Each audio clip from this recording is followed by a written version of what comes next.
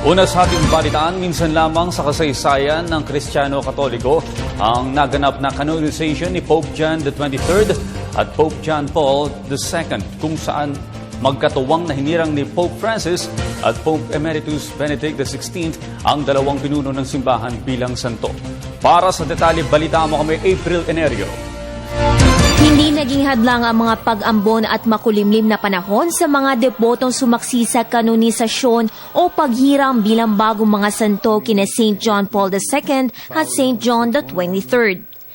Maliban sa mahigpit na seguridad na ipinatupad sa Vatican, nagkalat rin ang mga ambulansya sa paligid upang agarang makaresponde sa oras ng pangangailangan, lalo na sa dami ng mga taong pumunta upang saksihan ang seremonya. Bukod sa mga mamamayan ng Roma, milyon-milyon tao mula sa iba't ibang panig na mundo rin ang sumaksi sa pagkakadeklara bilang santo sa dalawang dating Santo Papa. Ayon sa Vatican, mahigit 100 delegasyon ng Head of States and Governments na nagtungo sa St. Peter's Square upang maging bahagi ng makasaysayang kaganapan sa simbahang Katolika. Ito ang unang beses na sabay na naideklarang santo ang dalawang Santo Papa na pinangunahan rin ng dalawang living Pope na sina Emeritus Pope Benedict XVI at Pope Francis. Umaasa naman si Pope Francis na magsilbing gabay sa simbahang Katolika at mga tao ang dalawang bagong santo. Para sa Telebisyon ng Bayan, April Enerio.